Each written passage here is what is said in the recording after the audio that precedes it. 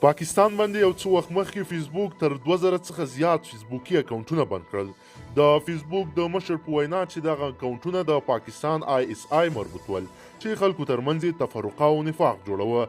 ملګرو استازه د پاکستان حکومت بیا غواړي چې ورته کار تکرار کړي او عمران خان ورته 42 میلیونه بودیجه ځانګړې کړې ده او په دغه پیسو ولې ټولنیزه میډیا باندې مصرف کوي او څه لاسه ترې راوړي، هدف یې څه ده؟ په دې ویډیو کې مکمل راپور له موږ سره وګورئ. قدرمنو لیدونکو السلام علیکم، وخت مو په خیر.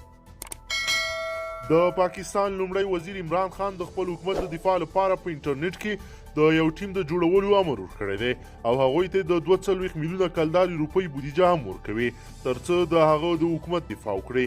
د پاکستاني رسنیو د راپورونو په وینا دغه ډیجیټل ټیم په ټولنیزو رسنیو کې د عمران خان د حکومت دفاع کوي او هغه خلکو ته به ځوابونه ورکوي چې په حکومت باندې نیوکې کوي.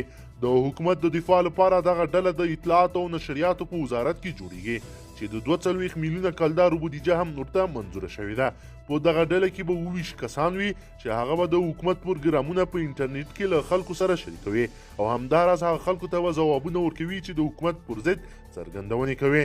دا په داسې حال کې ده چې پرون د پاکستان لومړي وزیر عمران خان ویلي دي چې د کورونا وایرس د مخنیوي په خاطر دوی امکانات نه لري او په کار ده چې نړیوال ورته امکانات برابر کړي. هغه پرون په خپلو خبرو کې دا هم ویلي چې نړیوال دې د دوی پورونه معاف کړي. د پاکستان لومړی وزیر عمران خان پرون ولس ته په خپله وینا کې ویلي دي چې د کورونا وایرس به حتما خپرېږي ځکه لوی هیوادونو یې مخنیوی ونه شوی کولی، نو موږ به یې څنګه وکړو؟ هغه زیاته کړې ده چې زموږ اقتصاد له مخکې څخه هم ښه نه و او د کورونا له امله به اوس نور هم خراب شي.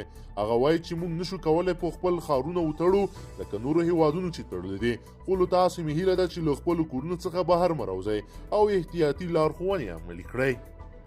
قدرمنو لیدونکو که چیرې غواړئ چې ورته تازه او مهمو پیښو څخه ځان ډېر ژر او په لنډو کې خبر کړئ، زموږ چینل سره سبسکرایب کړئ او ویډیو سره حتما لایک کړئ او خپل نظرونه مو راسره حتما په کمنټ کې شریک کړئ.